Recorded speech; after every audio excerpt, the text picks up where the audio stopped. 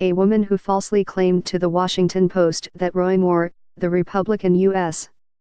Senate candidate in Alabama, impregnated her as a teenager appears to work with an organization that uses deceptive tactics to secretly record conversations in an effort to embarrass its targets. In a series of interviews over 2 weeks, the woman shared a dramatic story about an alleged sexual relationship with Moore in 1992 that led to an abortion when she was 15. During the interviews, she repeatedly pressed Post reporters to give their opinions on the effects that her claims could have on Moore's candidacy if she went public.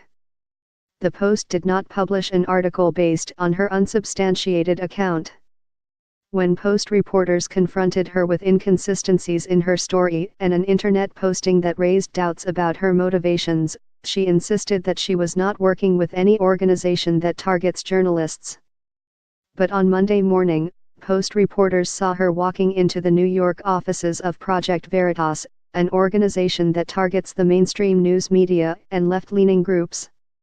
The organization sets up undercover stings that involve using false cover stories and covert video recordings meant to expose what the group says is media bias. James O'Keefe, the founder of Project Veritas, who was convicted of a misdemeanor in 2010 for using a fake identity to enter a federal building during a previous sting, declined to answer questions about the woman outside the Project Veritas office, a storefront in Mamaroneck, NY, on Monday morning shortly after the woman walked inside. "I am not doing an interview right now, so I am not going to say a word," O'Keefe said. In a follow-up interview, O'Keefe declined to answer repeated questions about whether the woman was employed at Project Veritas. He also did not respond when asked if he was working with Moore, former White House advisor and Moore supporter Stephen Bannon, or Republican strategists.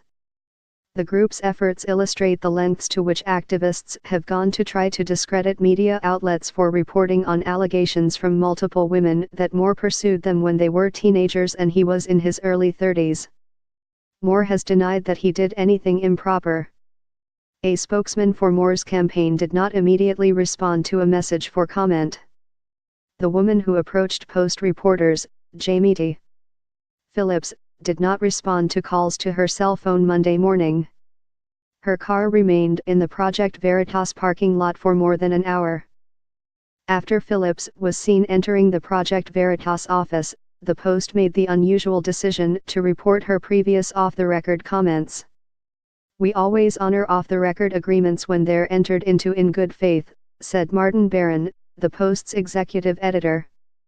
But this so-called off-the-record conversation was the essence of a scheme to deceive and embarrass us. The intent by Project Veritas clearly was to publicize the conversation if we fell for the trap. Because of our customary journalistic rigor, we weren't fooled, and we can't honor an off-the-record agreement that was solicited in maliciously bad faith. Phillips' arrival at the Project Veritas office capped a weeks-long effort that began only hours after the Post published an article on November